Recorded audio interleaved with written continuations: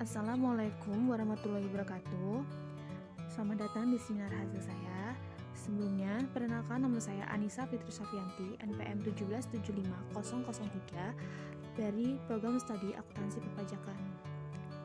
Di sini saya akan menjelaskan dari hasil penelitian saya dengan judul Pengaruh Perencanaan Pajak, Ukuran Perusahaan, dan Profitabilitas terhadap Manajemen Laba. Studi kasus pada perusahaan subsektor makanan dan minuman yang terdaftar di Bursa Efek Indonesia periode 2017 sampai 2020. Dengan dosen pembimbing 1 yaitu Bapak Rusmianto SEMSI dan dosen pembimbing 2 yaitu Ibu Mariani SEMMAKCE dan dosen penguji yaitu Ibu Endang Asliani SEMSC. Selanjutnya yaitu bab 1 pendahuluan yang berisi tentang latar belakang, rumusan masalah, tujuan penelitian, kontribusi penelitian, dan kerangka pemikiran. Latar belakang, industri manufaktur di Indonesia saat ini dihadapkan pada persaingan industri dalam pasar global. Persaingan industri ini membuat perusahaan harus memiliki tujuan untuk mempertahankan kelangsungan usaha atau going concern. Kelangsungan usaha perusahaan selalu dihubungkan pada kemampuan manajemen dalam menjalankan perusahaan agar mampu bertahan hidup. Perusahaan dipaksa memiliki daya saing tinggi dari perusahaan lainnya, yaitu tidak hanya dalam menghasilkan kualitas produk, tetapi juga dipaksa untuk melakukan pengelolaan keuangan yang baik. Pengelolaan keuangan yang baik ini harus menjamin going concern suatu perusahaan dengan ditunjukkan besarnya laba atau keuntungan yang diperoleh. Informasi laba ini terdapat pada laporan keuangan. Laporan keuangan adalah laporan yang berupa produk akhir dari proses pencatatan, pengiktisaran, hingga pelaporan suatu transaksi bisnis yang ditujukan kepada pihak-pihak yang berkepentingan. Tujuan dari penerbitan laporan keuangan adalah untuk dapat memberikan gambaran kepada pihak eksternal mengenai keadaan suatu perusahaan, baik keadaan operasional maupun keadaan finansial. Salah satu komponen dalam laporan keuangan adalah laporan laba rugi yang merupakan salah satu bagian laporan keuangan yang sangat penting, di mana laporan laba rugi memuat informasi laba perusahaan untuk para pemegang saham dan kreditur agar mengetahui kinerja keuangan perusahaan. Informasi laba digunakan oleh pihak internal atau eksternal perusahaan untuk membuat keputusan terkait pemberian bonus, kompensasi, dan prestasi kerja pihak manajemen. Bonus yang akan diperoleh oleh pihak manajemen berkaitan dengan laba dan keuntungan yang dihasilkan oleh perusahaan.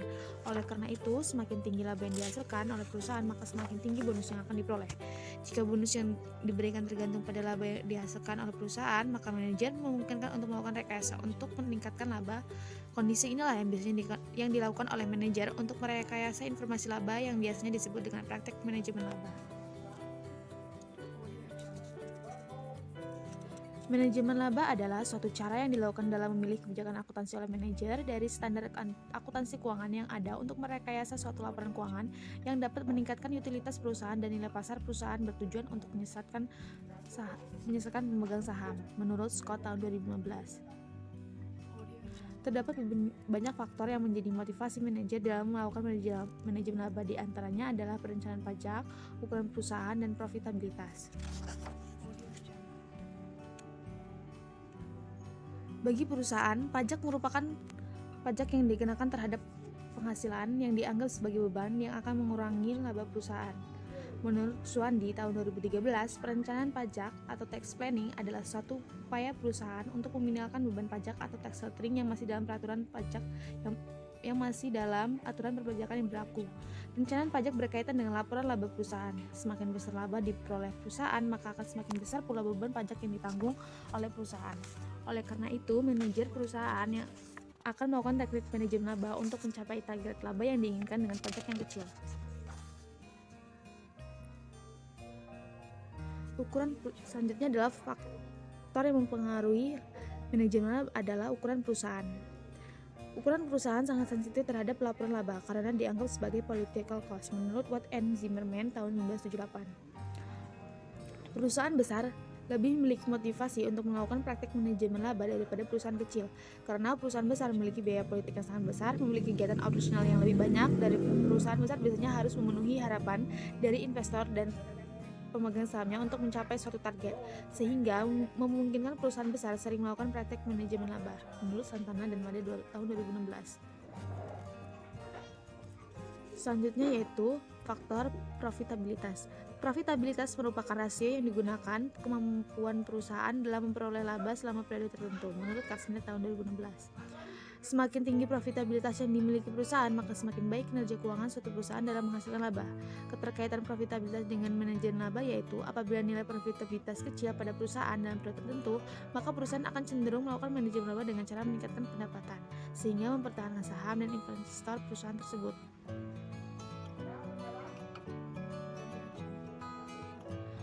Penelitian ini difokuskan pada perusahaan subsektor makanan dan minuman karena subsektor makanan ini adalah merupakan salah satu sektor yang diposisikan dalam pemerintah Indonesia sebagai cabang industri manufaktur unggulan yang menopang industri nasional. Menurut Menteri Perindustrian, subsektor makanan dan minuman merupakan sektor terbesar dalam memberikan kontribusi terhadap PDB atau produk domestik bruto. Pada tahun 2017, Kementerian Industri mencatat industri makanan dan minuman pada PDB industri non-migas mencapai 34,95%. Tahun 2018, industri ini mampu tumbuh sebesar 7,91% atau melampaui ekonomi nasional di angka 5,72%. Tahun 2019 bertumbuh sebesar 7,78%. Kenaikan ini disebabkan oleh meningkatnya produksi industri makanan dan minuman. Selain itu, subsektor makanan dan minuman ini akan selalu mengalami pertumbuhan karena karakteristik dan sifat masyarakat yang cenderung dapat membantu mempertahankan sektor barang konsumsi.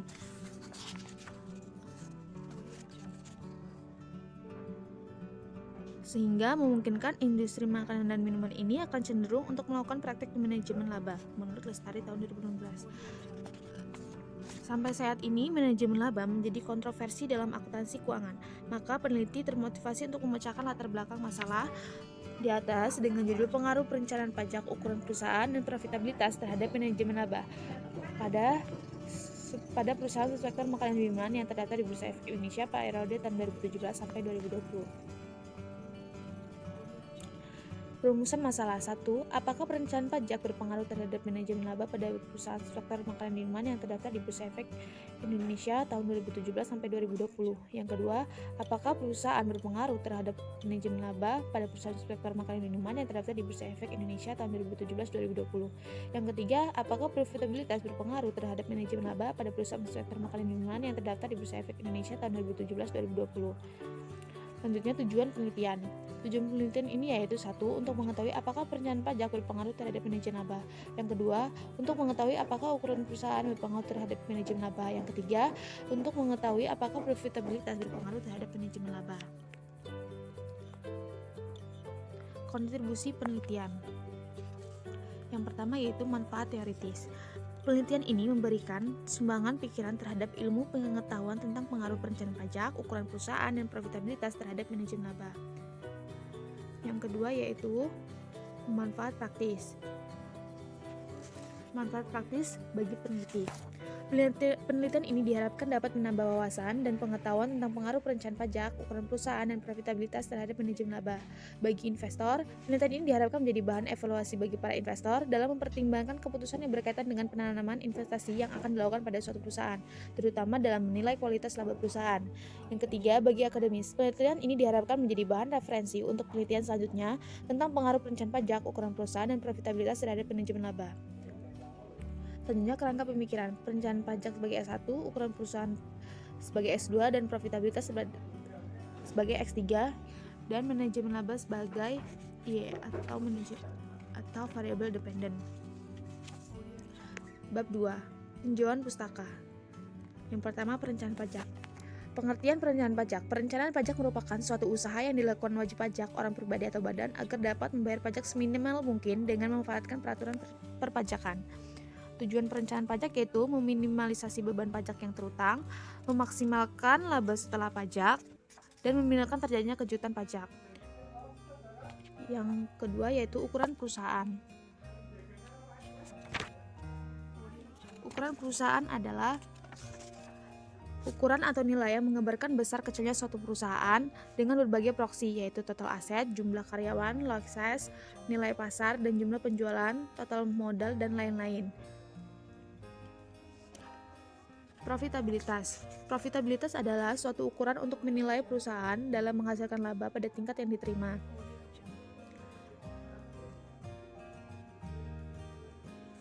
Selanjutnya, manajemen laba.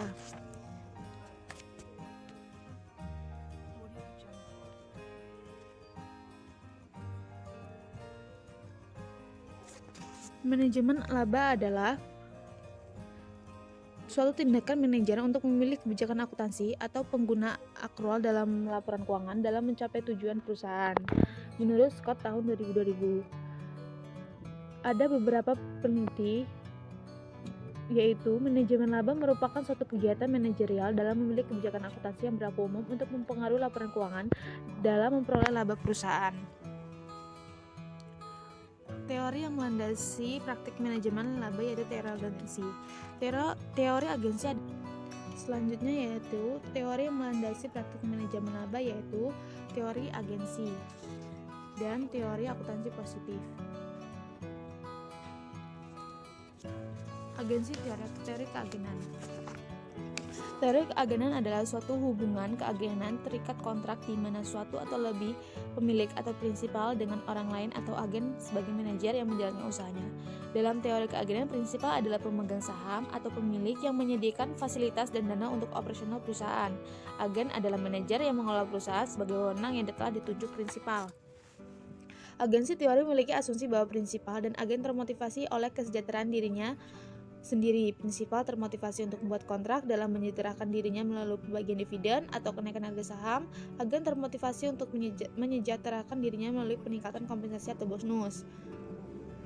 Dalam variabel perencanaan pajak ini, konflik terjadi terhadap kepentingan laba perusahaan antara pemungut pajak atau fiskus dengan pembayar pajak atau manajemen. Fiskus berharap adanya pemasukan sebesar-besarnya dari pemungutan pajak, sementara dari pihak manajemen berpandangan bahwa perusahaan harus menghasilkan laba yang cukup signifikan dengan beban pajak yang rendah.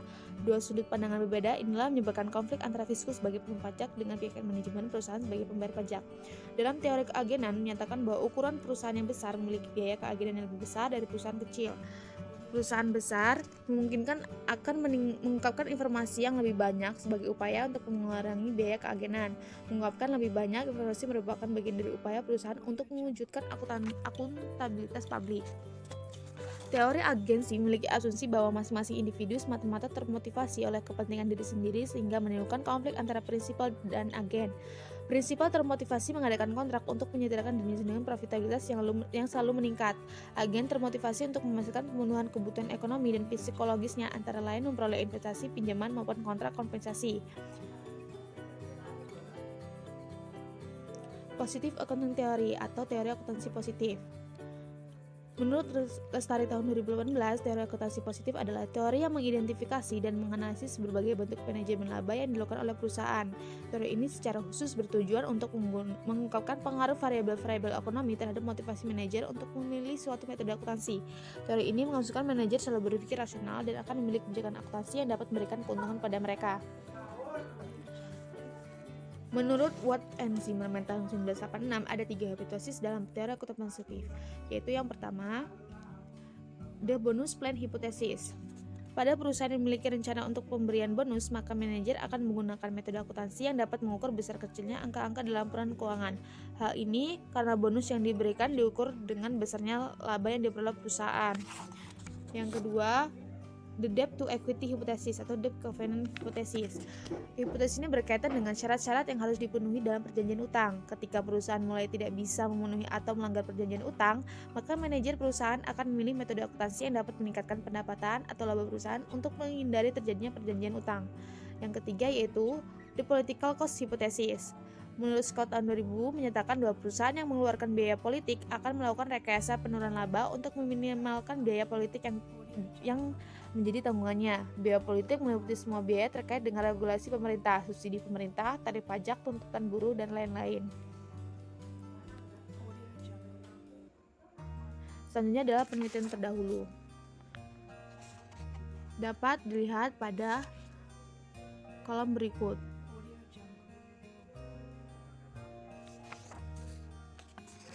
Pengembangan hipotesis. H1 diduga perencanaan pajak berpengaruh terhadap manajemen laba. Perencanaan pajak merujuk pada proses merekayasa transaksi pajak dan membayar pajak dengan jumlah yang minimal, tetapi masih dalam peraturan perpajakan. Jadi, dengan melakukan perencanaan pajak, perusahaan dapat memperkecil jumlah pajak dibayarkan untuk memperoleh keuntungan lebih besar tanpa melakukan pelanggaran terhadap peraturan perpajakan. Yang kedua, H1 diduga ukuran perusahaan berpengaruh terhadap manajemen laba. Ukuran perusahaan adalah suatu nilai di mana dapat memberikan gambaran besar kecilnya perusahaan dengan berbagai cara antara total aktiva, lot size, nilai pasar saham, dan lain-lain. Ukuran perusahaan memiliki hubungan positif dengan manajemen laba karena perusahaan besar memiliki aktivitas operasional yang lebih kompleks sehingga memungkinkan untuk melakukan manajemen laba. Menurut Santana dan Dewa tahun 2016, perusahaan yang besar memiliki dorongan yang lebih besar untuk melakukan perataan laba karena memiliki biaya politik besar. Biaya politik muncul dikarenakan profitabilitas perusahaan yang tinggi dapat menarik perhatian media dan konsumen. H3. Diduga profitabilitas berpengaruh terhadap manajemen laba. Profitabilitas adalah suatu ukuran untuk mendeteksi perolehan keuntungan dari hasil aktivitas perusahaan. Profitabilitas menjadi salah satu faktor atau motif perilaku oportunistik manajer terhadap praktek manajemen laba, yaitu political cost hypothesis. Semakin tinggi profitabilitas yang dimiliki perusahaan, maka semakin baik kinerja keuangan suatu perusahaan dalam menghasilkan laba. Keterkaitan profitabilitas dengan manajemen laba yaitu apabila nilai profitabilitas kecil pada suatu perusahaan dalam periode tertentu, maka perusahaan akan cenderung melakukan manajemen laba dengan cara meningkatkan pendapatan sehingga mempertahankan saham investor perusahaan. Selanjutnya bab 3, metode pelaksanaan. Berisi tentang 3 itu adalah populasi dan sampel penelitian. Yang kedua yaitu jenis dan metode pengumpulan data. Selanjutnya itu operasionalisasi variabel. Selanjutnya yaitu rancangan analisis dan uji hipotesis. Populasi dan sampel penelitian.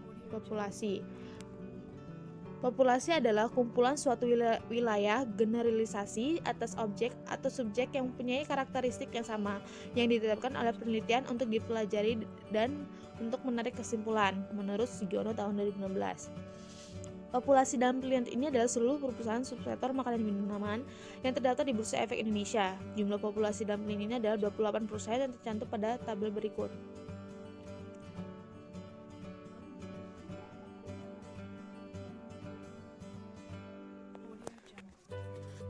Sampel.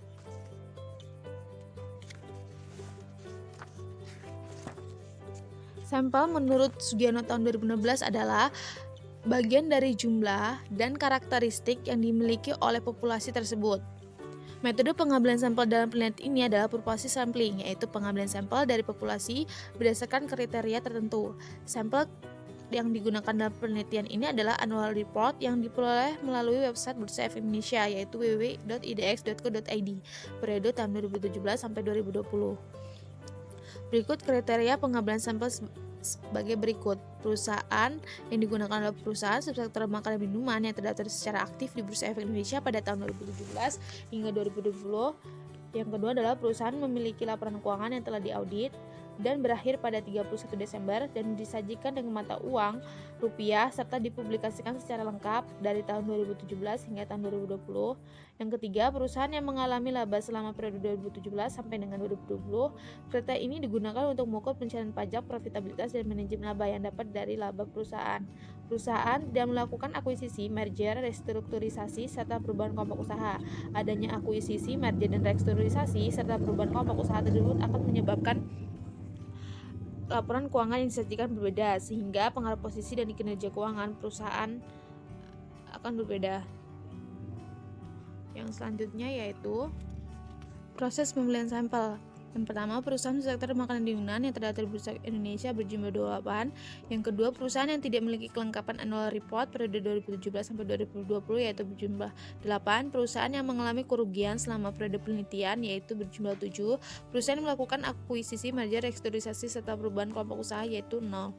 Total perusahaan yang memenuhi kriteria adalah sejumlah 13 dengan total sampel yaitu 52 dari 13 dikali 4 tahun penelitian.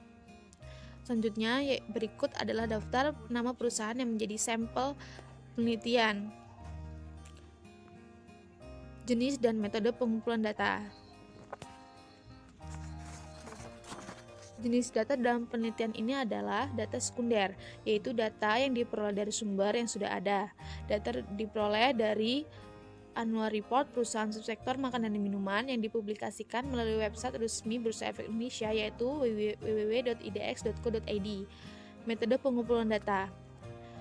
Metode dalam penelitian ini adalah metode kuantitatif, yaitu pengumpulan data yang berupa angka atau data berupa kata-kata atau kalimat yang diubah menjadi angka, menurut Lestari 2015. Selanjutnya, teknik pengumpulan data yang digunakan dalam penelitian ini yaitu dokumentasi dengan cara melakukan pencatatan, mengumpulkan catatan yang menjadi bahan penelitian berupa laporan keuangan tahunan.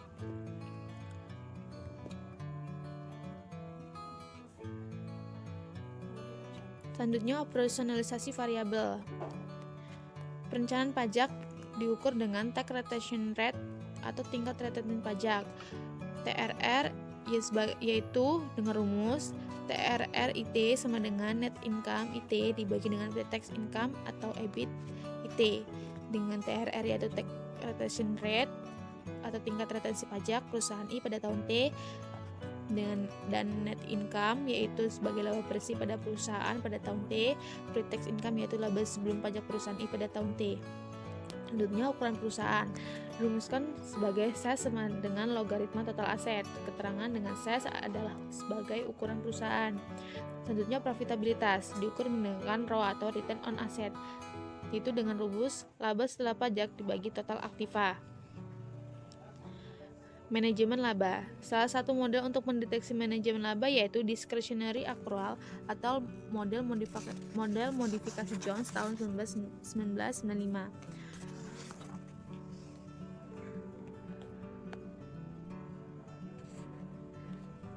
Discretionary accrual model modifikasi Jones diestimasi dengan rumus sebagai berikut.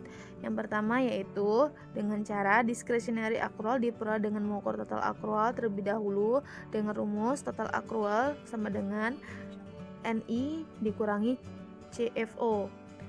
Dengan TAC adalah total accrual, NI yaitu net income atau laba bersih, CFO adalah cash flow operation.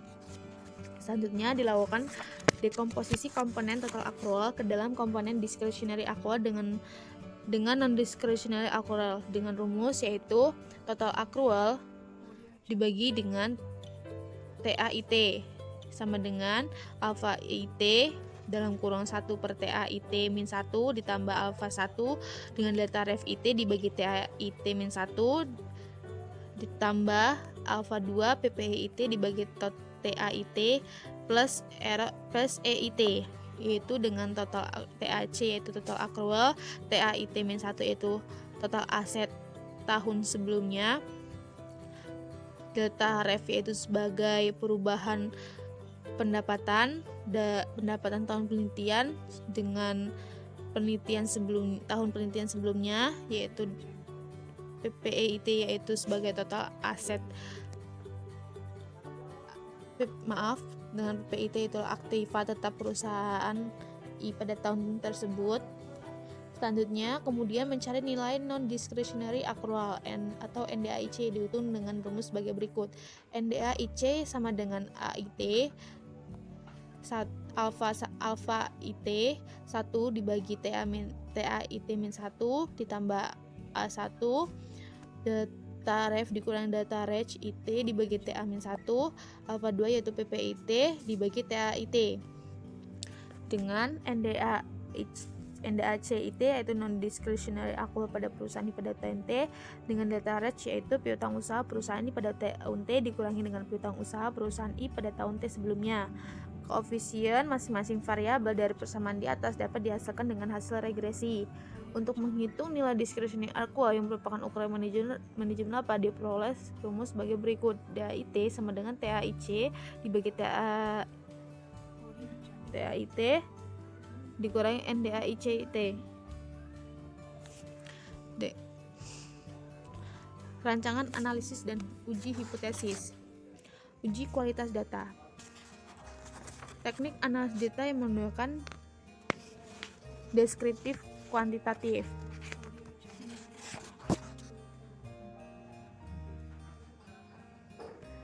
Deskriptif kuantitatif yaitu data-data yang diperoleh kemudian dikumpulkan dan dianalisis berdasarkan metode yang digunakan dengan tujuan mengetahui bagaimana pengaruh variabel dependen terhadap variabel dependennya.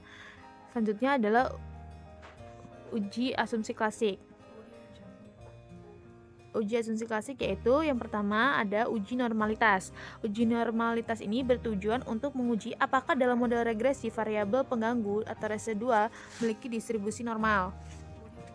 Berdasarkan pengalaman empiris beberapa ahli statistik, data yang banyak lebih dari 30 angka maka sudah dapat diasumsikan berdistribusi normal. Uji normalitas yang dapat digunakan diantaranya Kolmogorov-Smirnov. Yang kedua, uji autokorelasi. Uji autokorelasi digunakan untuk mengetahui ada atau tidaknya penyimpangan asumsi autokorelasi yang terjadi di antara residual pada saat pengamatan dengan pengamatan lain pada metode regresi. Metode pengujian yang sering digunakan adalah uji Darwin-Watson atau uji DW dengan ketentuan yaitu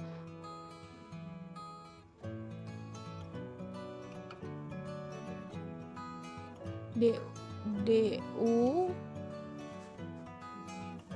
lebih kecil dari DW lebih kecil dari 4 min DU.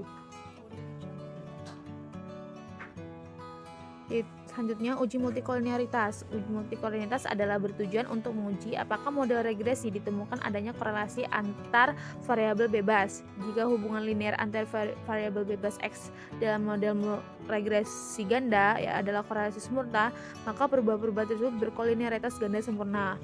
Untuk mendeteksi ada atau tidaknya multikolinearitas di dalam regresi dapat dilihat nilai tolerance dan FIF.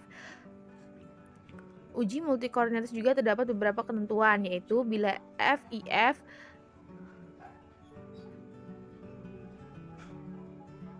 FIF lebih kecil dari 10 maka tidak terdapat multikolinearitas, dan bila tolerance lebih besar dari 0,1 maka tidak terjadi multikolinearitas. Selanjutnya, uji heteroskedastisitas. Uji heteroskedastisitas yaitu adanya ketidaksamaan varian dan residual untuk satu pengamatan ke pengamatan yang lain pada model regresi. Jika varian dan residual ke pengamatan lain tetap, maka disebut homoskedastisitas, dan jika berbeda saat disebut heteroskedastisitas. Model regresi yang baik adalah ketika tidak terjadi heteroskedastisitas menurut Ghazali tahun 2019. Untuk menguji atau tidaknya heteroskedastisitas dapat dilihat dengan tidak ada pola tertentu pada grafik scatter plot. Dalam penelitian ini, uji Glasser digunakan untuk melakukan uji heteroskedastisitas dengan melihat tingkat signifikan yang dihasilkan. Jika tingkat signifikan yang dihasilkan dalam uji Glasser adalah lebih besar dari 0,5, maka dapat dikatakan bahwa tidak terjadi gejala heteroskedastisitas dalam model regresi. Selanjutnya, analisis regresi linear berganda. Regresi linear berganda adalah metode yang mengukur kekuatan hubungan antara variabel dependen dengan variabel independen dengan jumlah variabel independen yang lebih dari satu. Analisis regresi digunakan untuk menafsirkan nilai variabel dependen berdasarkan nilai variabel independen serta taksiran perubahan variabel dependen untuk setiap perubahan variabel independen. Model persamaannya yaitu Y sama dengan A plus B1x1 plus B2x2 plus B3x3 plus E. Dengan Y yaitu manajemen laba, A konstanta, B1 koefisien regresi X1 yaitu perencanaan pajak, B2 koefisien regresi X2 yaitu sebagai ukuran perusahaan, B3 koefisien regresi X1 yaitu profitabilitas. Uji hipotesis yang pertama, koefisien determinasi atau R2 digunakan untuk mengetahui presentasi pengaruh variabel independen terhadap perubahan variabel independen. Yang kedua yaitu uji signifikan simultan atau uji F. Pengujian ini dilakukan untuk mengetahui apakah semua variabel independen mempunyai pengaruh terhadap variabel dependen.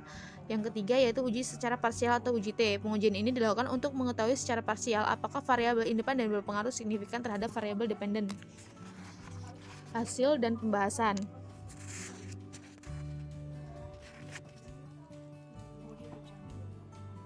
Gambaran umum unit observasi. Populasi dalam penelitian ini adalah perusahaan subsektor makanan dan minuman yang terdaftar di Bursa Efek Indonesia pada 2017-2020. Dalam penelitian ini, teknik pengambilan sampel menggunakan metode purposive sampling. Perusahaan dalam penelitian ini punya data lengkap untuk pengukuran seluruh variabel. Data awal dalam penelitian ini yaitu berjumlah 52. Tetapi dari 52 data tersebut terdapat data ekstrim dengan jumlah 10 data. Maka data data ekstrem ini dilakukan proses eliminasi data outlier. Maka data yang digunakan dalam bagian ini menjadi 42. Dapat dilihat dari tabel berikut. Selanjutnya yaitu hasil uji statistik deskriptif. Statistik deskriptif memberikan gambaran mengenai data variabel dalam penelitian. Statistik deskriptif memberikan gambaran terkait dengan nilai rata-rata, nilai maksimum, nilai minimum, dan standar deviasi yang dihasilkan dari variabel penelitian. Standar deviasi adalah pencerminan dari penyimpangan data atau standar error suatu data, sehingga jika nilai rata-rata yang dihasilkan lebih tinggi dari nilai standar deviasinya, maka mengindikasikan kualitas data dari variabel yang diuji itu baik. Hasil statistik deskriptif dapat dilihat pada tabel berikut, yaitu pada variabel perencanaan pajak, nilai minimum sebesar 0,703.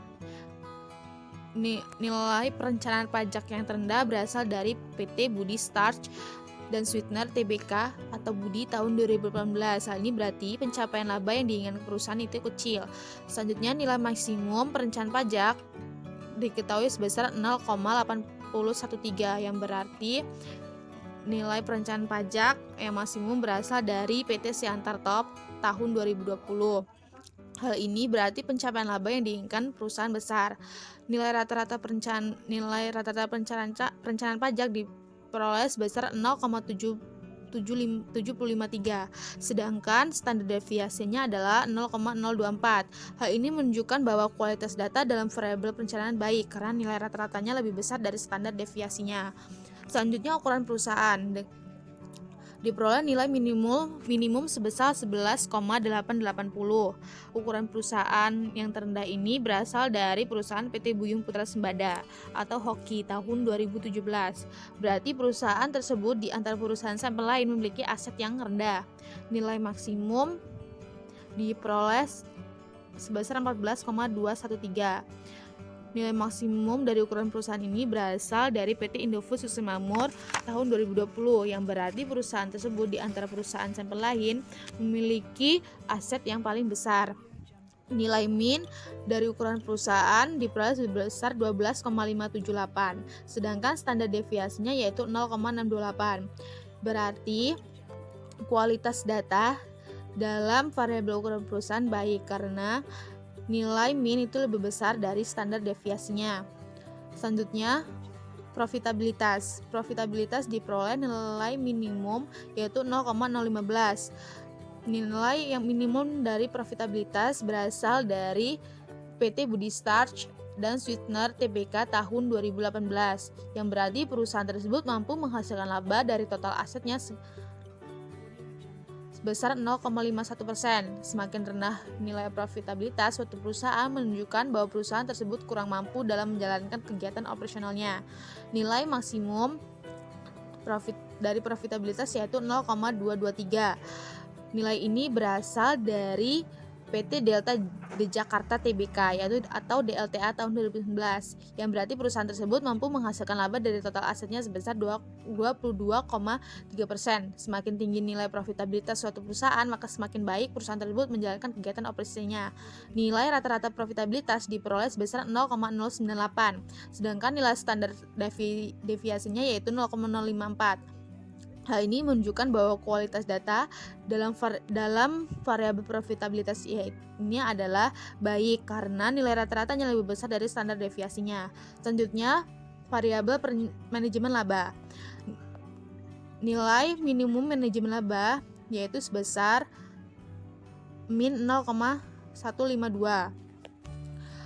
Nilai terendah dari manajemen laba ini berasal dari perusahaan PT Buyung Putra Sembada atau HOKI tahun 2017, yang berarti perusahaan tersebut melakukan manajemen laba dengan cara menurunkan angka laba atau income minimization. Nilai maksimum manajemen laba yaitu 0,078. Nilai maksimum ini berasal dari PT Buyung Putra Sembada tahun 2018, yang berarti perusahaan tersebut melakukan manajemen laba dengan cara menaikkan laba atau income maximization. Nilai rata-rata manajemen laba diperoleh sebesar min 0,0 0,51 dengan standar deviasinya adalah 0,057. Hal ini menunjukkan simpangan data yang cukup besar karena nilai standar deviasinya lebih tinggi dari nilai rata-rata. Selanjutnya adalah uji analisis data. Terdapat yaitu adalah uji asumsi klasik. Uji asumsi penelitian ini menggunakan metode analisis regresi linear berganda. Karena variabel independen dalam penelitian ini lebih dari satu, yaitu perencanaan pajak, ukuran perusahaan, dan profitabilitas, dan manajemen laba. Karena data ini yang digunakan adalah data sekunder, maka untuk mengetahui apakah model regresi menunjukkan hubungan yang signifikan, model regresi tersebut harus memenuhi uji asumsi klasik yang meliti sebagai berikut. Yang pertama, uji normalitas. Uji normalitas dilakukan untuk menunjukkan hubungan variabel bebas dengan variabel terikat, memiliki distribusi normal atau tidak. Model regresi yang baik adalah data yang berdistribusi normal. Dalam uji normalitas, penulis menemukan uji statistik non-parametric Kolmogorov-Smirnov test atau KS. Dalam uji Kolmogorov-Smirnov mempunyai ketentuan yaitu jika nilai signifikan Kolmogorov-Smirnov di atas 0,05 maka data berdistribusi normal. Hasil uji Kolmogorov dapat dilihat pada tabel berikut, yaitu dilihat pada asymmetric to Taylor sebesar 0,200 yang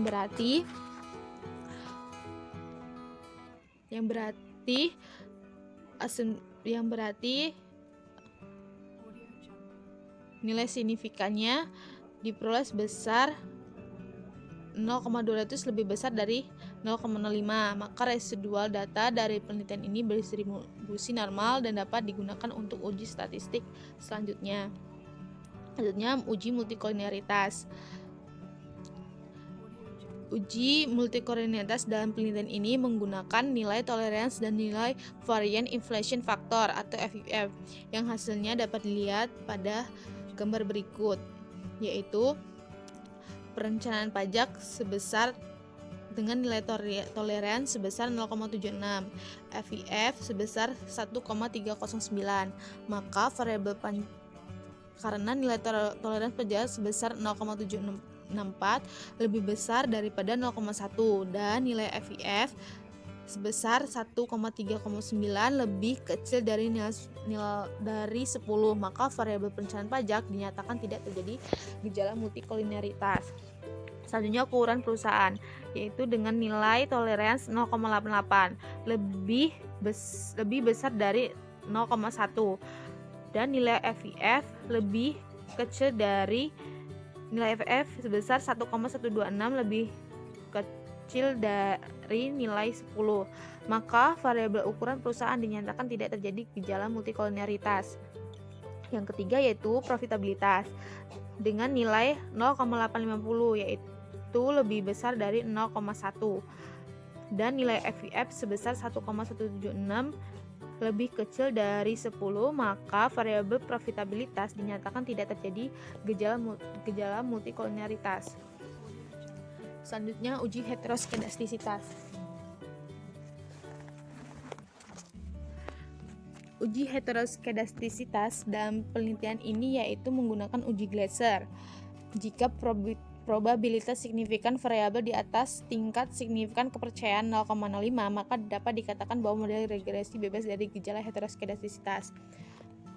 Dari tabel tersebut yaitu perencanaan pajak mempunyai nilai signifikan 0,64 dan ukuran perusahaan mempunyai nilai signifikan 0,759, profitabilitas mempunyai nilai signifikan sebesar 0,519.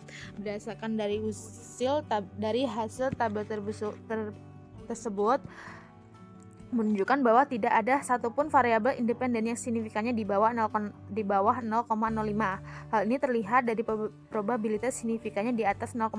Jadi dapat disimpulkan model regresi tidak mengandung adanya heteroskedastisitas. Uji heteroskedastisitas dapat pula dilakukan dengan menggunakan metode scatter plot, yaitu dengan memplotkan nilai z-pred atau nilai prediksi dengan spreadsheet nilai residualnya. Jika tidak ada pola tertentu dari titik dan titik menyebar di atas dan di bawah angka 0 pada sumbu Y, maka tidak terjadi heteroskedastisitas. Dapat dilihat dari gambar berikut.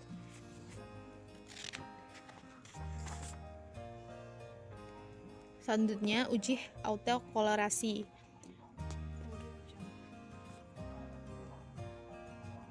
Model regresi yang baik adalah bebas dari autokorelasi. Untuk menguji ada atau tidaknya autokorelasi dapat dilakukan uji Darwin-Watson dengan ketentuan, yaitu tidak ada autokorelasi positif atau negatif. DU lebih kecil dari DW lebih kecil dari 4 min DU. Berikut hasil dari uji Darwin-Watson dapat dilihat pada gambar berikut. Dapat kita tahu uji Darwin-Watson sebesar 1,889. Nilai ini jika dibandingkan menggunakan tabel DW dengan tingkat kepercayaan 5%, jumlah variabel bebas yaitu 3 dengan N yaitu 42, diperoleh nilai DL sebesar 1,3573 dan nilai DU sebesar 1,6617. Maka dapat disimpulkan bahwa tidak terjadi autokorelasi dalam model regresi yang digunakan karena nilai DL lebih kecil dari nilai DW lebih kecil dari 4 min DU, yaitu 1,3573 lebih kecil dari 1,889 lebih kecil dari 2,3383. Selanjutnya, analisis regresi nilai berganda, yaitu dengan persamaan Y sama dengan A plus B1X1 plus B2X2 plus B3X3 plus E. Uji regresi linear berganda dilihat pada tabel berikut. Berdasarkan hasil regresi di atas, pada kolom B merupakan koefisien regresi tiap variabel dengan persamaan yaitu YA plus B1X1 plus B2X2 plus B3X3, yaitu Y dengan konstansa 0,587 plus min 0,785 X1 plus min 0,004 X2 plus 0,076 X3.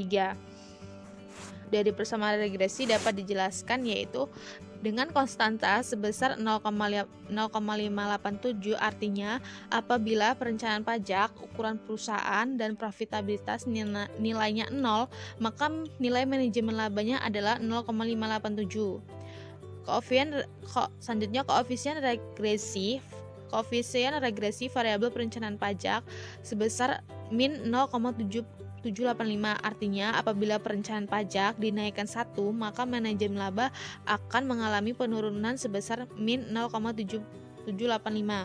Selanjutnya, koefisien regresi ukuran perusahaan dengan nilai min 0,04, artinya apabila ukuran perusahaan dinaikkan 1, maka manajemen labanya akan mengalami penurunan sebesar min 0,004. Selanjutnya, profitabilitas. Koefisien regresi profitabilitas dengan nilai min 0. Selanjutnya, koefisien regresi variabel profitabilitas sebesar 0,076. Artinya apabila profitabilitas dinaikkan 1, maka manajemen laba akan mengalami kenaikan sebesar 0,076. Selanjutnya, pengujian hipotesis. Yang pertama yaitu uji parsial atau uji T.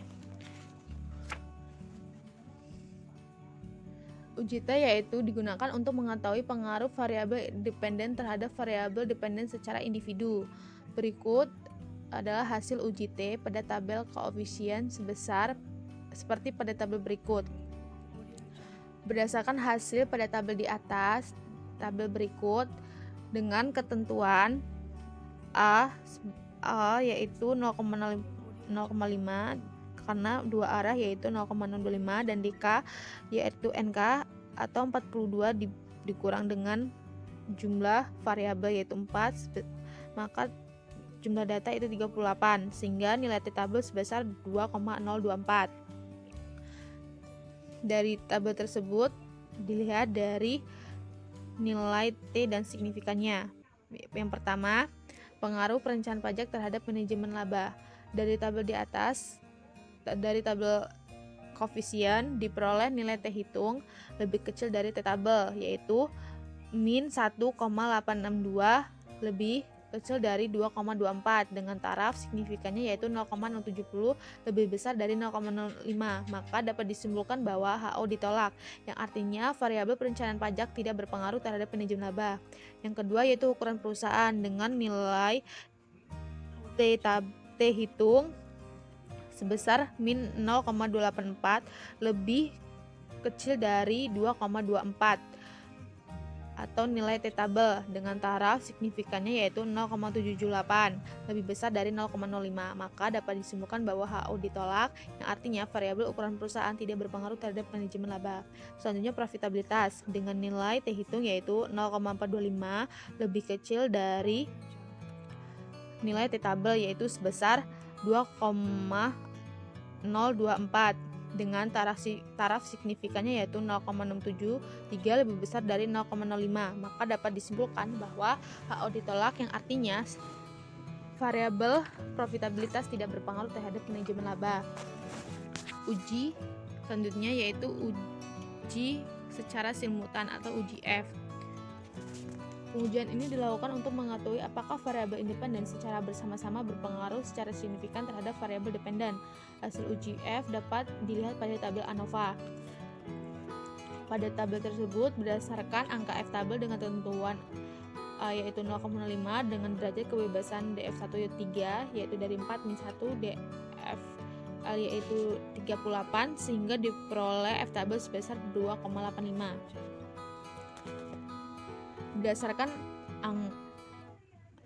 Berdasarkan tabel hasil uji F dapat dilihat bahwa nilai F hitung lebih kecil dari F tabel yaitu sebesar 1,228 lebih kecil dari 2,85 dengan nilai signifikannya yaitu 0,313 lebih besar dari 0,05, maka dapat disimpulkan bahwa secara simultan tidak terdapat pengaruh antara variabel bebas perencanaan pajak, ukuran perusahaan, dan profitabilitas terhadap manajemen laba. Selanjutnya uji koefisien determinasi atau R2. Uji koefisien determinasi ini bertujuan untuk mengetahui seberapa besar kemampuan variabel dalam menerangkan variabel dependen. Jika koefisien determinasi R2 semakin besar atau mendekati 1, maka dapat dikatakan bahwa kemampuan variabel bebas adalah besar terhadap variabel terikat. Hal ini berarti model yang digunakan semakin kuat untuk menerangkan pengaruh variabel bebas yang diteliti. Sebaliknya, jika koefisien determinasi semakin kecil atau mendekati 0, maka dapat dikatakan bahwa kemampuan variabel bebas terhadap variabel terikat itu semakin kecil. Dapat dilihat dari hasil uji koefisien determinasi R2. Dari tabel tersebut, nilai adjusted R-square yang besarnya 0,016 menunjukkan bahwa proporsi pengaruh perencanaan pajak, ukuran perusahaan, dan profitabilitas terhadap manajemen laba sebesar 1,6%, yang artinya perencanaan pajak, ukuran perusahaan, dan profit memiliki proporsi terhadap manajemen laba sebesar 1,6%, sedangkan sisanya 98,4% yaitu didapat dari 100% dikurang 1,6% dipengaruhi oleh variabel lainnya yang tidak teliti atau tidak masuk dalam model regresi, berarti kekuatan hubungan tersebut adalah sangat lemah. Selanjutnya pembahasan. Pertama, pengaruh perencanaan pajak terhadap manajemen laba. Dari hasil pengujian yaitu perencanaan pajak tidak berpengaruh terhadap manajemen laba karena nilai signifikannya yaitu 0,075 lebih besar dari 0,05. Hal ini menunjukkan bahwa setiap perencanaan pajak yang tinggi dan rendah tidak akan berpengaruh terhadap manajemen laba. Sesuai dengan pengertian perencanaan pajak yaitu strategi wajib pajak untuk melunasi pajak yang terutang yang masih dalam peraturan perpajakan. Menurut Sulistianto, menyatakan bahwa semakin besar laba yang diperoleh, maka semakin besar pajak yang ditanggung. Begitupun sebaliknya, semakin kecil laba yang diperoleh, maka semakin kecil pajak yang ditanggung oleh perusahaan. Pernyataan ini sejalan dengan pernyataan Aditama tahun 2014 yang menyatakan bahwa tujuan perusahaan melakukan manajemen laba untuk menghindari penurunan laba, sedangkan tujuan perusahaan adalah mengurangi besarnya laba kena pajak. Tidak berpengaruhnya perencanaan pajak ini terhadap manajemen laba yaitu disebabkan perusahaan kebanyakan melakukan manajemen laba untuk menaikkan laba agar laba yang dihasilkan semakin banyak. Tentunya hal ini tidak sejalan dengan perencanaan pajak yang ingin menampilkan laba yang minim, mungkin agar perusahaan membayar pajak yang sedikit. Namun Ada beberapa alasan, yaitu perusahaan merasa lebih aman apabila membayar pajaknya lebih akurat atau lebih tinggi, karena akan mengurangi kemungkinan pemeriksaan pajak terhadap perusahaan, sehingga manajemen termotivasi membayar pajak yang lebih akurat dan lebih tinggi dibandingkan membayar pajak yang lebih minim. Semakin minim pajak yang dibayarkan, maka manajemen laba akan tinggi. Hal ini karena perusahaan ingin informasi laba dalam laporan dapat disajikan dengan tepat, sehingga kemungkinan pemeriksaan pajak akan berkurang karena kecurigaan petugas atau kurang relevannya pajak dengan laba pada laporan keuangan. Hasil penelitian ini didukung oleh penelitian Aditama tahun 2016, Lestari 2016, dan Mulyati tahun 2019. Bunaca tahun 2016 menyatakan bahwa perencanaan pajak tidak berpengaruh terhadap manajemen laba. Sedangkan penelitian ini berbeda dengan penelitian negara Prasetyo Fitriani yang menyatakan perencanaan pajak tidak berpengaruh terhadap manajemen laba. Yang kedua yaitu pengaruh ukuran perusahaan terhadap manajemen laba. Hasil pengujian yaitu ukuran perusahaan yang besar tidak berpengaruh terhadap manajemen laba dengan nilai signifikan 0,78 lebih besar 0,05. Hal ini menunjukkan bahwa ukuran perusahaan besar belum tentu dapat memperkecil kemungkinan terjadinya manajemen laba. Secara teori, perusahaan yang berukuran besar dapat mempengaruhi reaksi pasar, dan perusahaan yang besar merupakan perusahaan yang go public yang biasanya lebih cenderung diperhatikan oleh masyarakat, sehingga perusahaan yang besar harus berhati-hati dalam melaporkan informasi laba pada laporan keuangan yang akan berdampak bagi perusahaan yang melaporkan kondisi kinerja yang akurat. Hal ini menunjukkan bahwa informasi yang terkandung dalam laporan keuangannya lebih transparan, sehingga lebih sedikit untuk melakukan praktik manajemen laba. Penelitian ini sejalan dengan Gunawan tahun 2016, Waskita tahun 2020 yang menyatakan ukuran perusahaan tidak berpengaruh terhadap manajemen laba.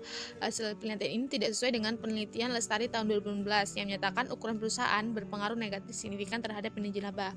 Selanjutnya, pengaruh profitabilitas terhadap manajemen laba.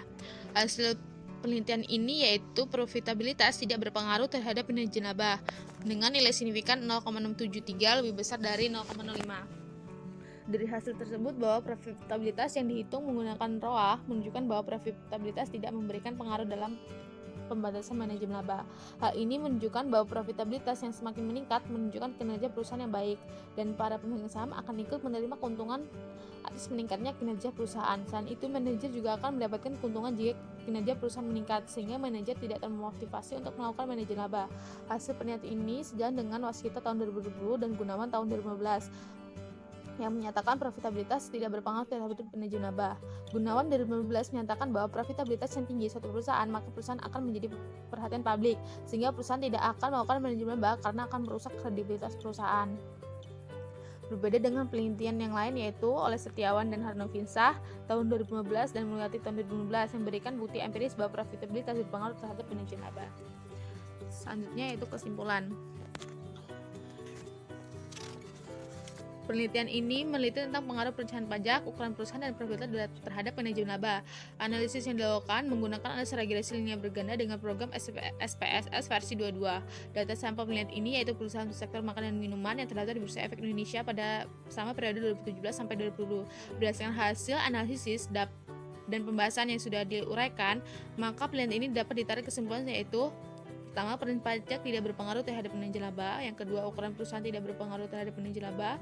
Yang ketiga, yaitu profitabilitas tidak berpengaruh terhadap manajemen laba. Yang kedua, untuk saran yaitu bagi peneliti selanjutnya diharapkan dapat menambahkan variabel besarnya yang akan mempengaruhi manajemen laba, seperti menggunakan variabel good corporate governance yang secara teori diharapkan dapat mengurangi pendapat manajemen laba, atau peneliti dapat memilih variabel lain yang diperkirakan hubungan dengan praktik manajemen laba. Selanjutnya, penelitian selanjutnya menambah sampel penelitian agar hasil penelitian dapat digeneralisasi. Peneliti seperti menggunakan seluruh perusahaan sektor yang terdaftar di BI dan memperluas periode penelitian menjadi 5 tahun. Selanjutnya, penelitian selanjutnya menggunakan proksi yang berbeda agar dapat melihat secara konsisten pengaruhnya terhadap manajemen laba dan memberikan hasil pengujian yang lebih baik. Sekian dari paparan dari hasil penelitian saya ucapkan terima kasih. Wassalamualaikum warahmatullahi wabarakatuh.